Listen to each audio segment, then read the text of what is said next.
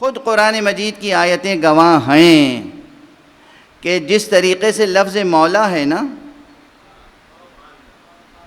وقت کم ہے اس لیے میں تیزی سے حوالہ دے کے بس آگے بڑھ رہا ہوں۔ اللہ بھی مولا ہے،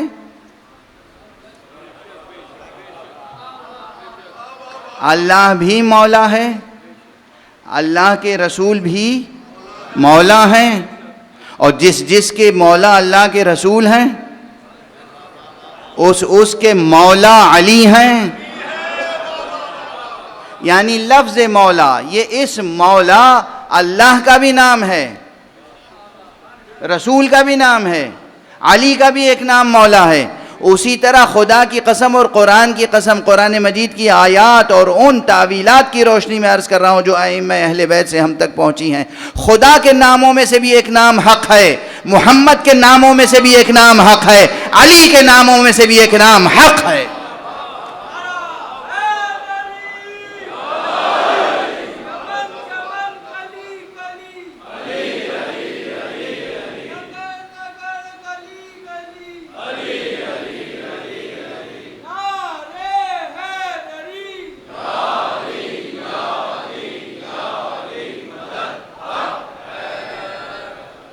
ابھی آپ نے کہہ دیا حق حیدر، اللہ بھی حق، محمد بھی حق، علی بھی حق، اللہ بھی مولا، محمد بھی مولا، علی بھی مولا، اللہ بھی ولی، محمد بھی ولی، علی بھی ولی، اللہ بھی سرپرست، محمد بھی سرپرست، علی بھی سرپرست، اللہ بھی حاکم، مصطفیٰ بھی حاکم، علی بھی حاکم۔ یہ چند اسماء ایسے ہیں کہ جو اللہ نے خود مشترک قرار دیے ہیں، ہم نے اپنی طرف سے مشترک قرار نہیں دیے۔ صلوات پڑھ دیجئے محمد و آلہ۔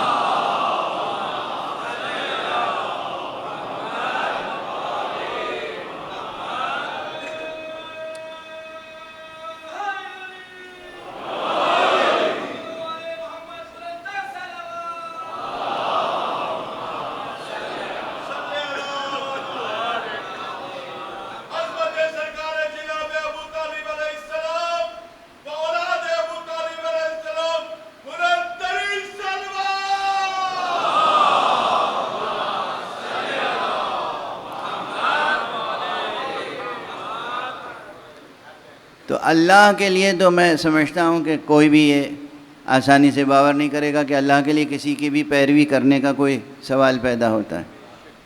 یہ ہے دراصل حضور علیہ السلام کے لیے، اور رسول کے لیے بھی ہے، اور جان رسول کے لیے بھی ہے، رسول کے لیے بھی ہے اور جان رسول کے لیے بھی ہے۔ اور تاریخ نے دیکھا، اب یہاں پہ لفظ حق جو استعمال ہوا ہے تو ایک بات عرض کر دوں کہ پہلے تصور کیجئے معنی حق کی، معنی حق کا تصور کیجئے پہلے۔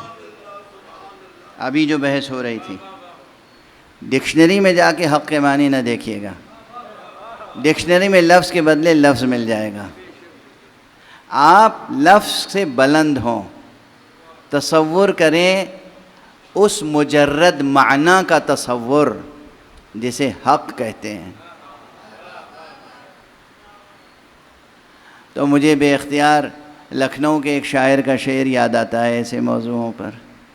جناب سید افسر نواب لکھنوی صاحب مرحوم بہت اچھے استاد شاعر تھے، بہت اچھے استاد شاعر تھے، اور میں سمجھتا ہوں کہ کئی جنتوں کے قبالے ان کے نام ان کے ایک شعر کے صلے میں ہو گئے ہوں گے، اور وہ شعر یہ ہے کہ ہر ایک ذہن میں ہے کچھ نہ کچھ تصور حق۔ صرف مسلمانوں کے لیے نہیں، حق کا تصور تو ہر ذہن میں ہے، لیکن بہرحال ہر ایک ذہن میں ہے کچھ نہ کچھ تصور حق۔ ہم اس تصور حق کو حسین کہتے ہیں۔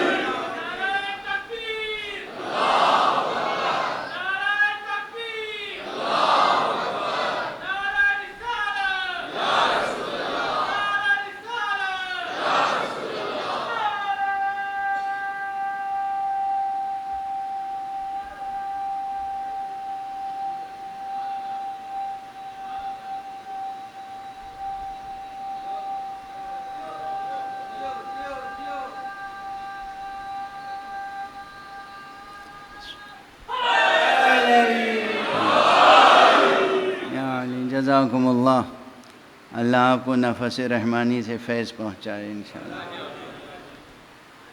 تو تصور ہے، جب آپ اس منزل پہ جائیں گے، لفظ کو چھوڑیں، ڈکشنری کو چھوڑیں، وہ ریاضت کریں کہ آپ کا ذہن، انسانی ذہن بلندیوں تک جائے اور مجرد معنی کو تصور کر سکیں۔ دیکھیے یہ کتنی بڑی ریاضت ہے۔ اس مرتبہ میں نے اس سفر میں کئی مرتبہ یہ بات دہرائی ہے، اس لیے نہیں کہ کچھ اور کہنے کے لیے موضوع نہیں ہے، یہ ایک اہم مسئلہ ہے کہ ہم انسان ہیں، کس لحاظ سے انسان ہیں۔ ایک منزل ہوتی ہے لفظ بے معنی کی، جب بچے غوں غاں کرتے ہیں تو بے معنی الفاظ ہوتے ہیں، اگرچہ دقت کیجئے تو وہ بھی بے معنی نہیں ہوتے۔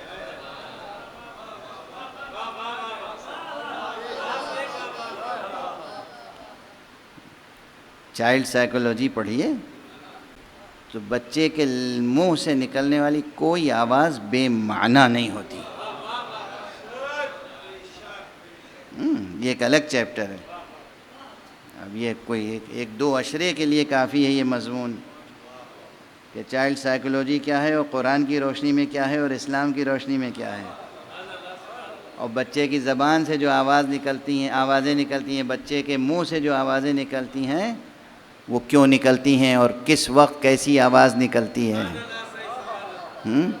تو بچے کے لفظ سے، بچے کے منہ سے بھی جو الفاظ نکلتے ہیں وہ بے معنی تو نہیں ہے، لیکن مثال کے طور پہ عرض کر دیا ہم نے کہ جو غوں غاں الفاظ نکلتے ہیں اس لفظ بے معنی سے لے کر معنی بے لفظ تک ذہن انسانی کا ارتقاء ہونا چاہیے نا، وہ معنی جو لفظ میں ادا نہ ہو سکیں، ذہن انسانی اس تک پہنچ جائے۔ واضح ہے جوانان عزیز؟ ارے آپ کی ہمتوں کو مہمیز کر رہا ہوں۔ لوگ کہتے ہیں یہ کیا چاہتے ہیں، تو سمجھو کیا چاہتے ہیں۔ ہم چاہتے ہیں کہ کب تک زمین پر رہو گے۔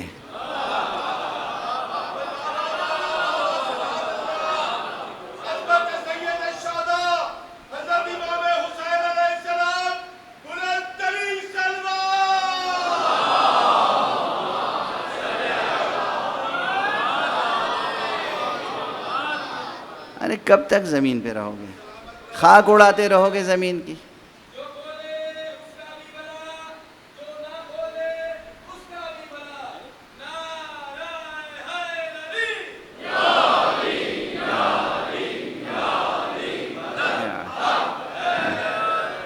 سمجھ میں آ رہی ہے بات؟ میرے ممبر پر آنے کی ایک نیت ہوتی ہے، ایک مقصد ہوتا ہے۔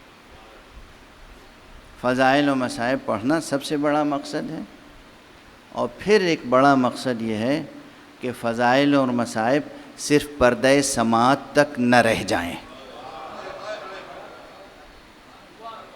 صرف ذوق سماعت کی پرورش نہ ہو، روح کی بھی وہ پرورش ہو کہ روح کم سے کم کچھ تو بلند ہو کہ ہمارے قدموں سے زمین چھوٹے تو صحیح۔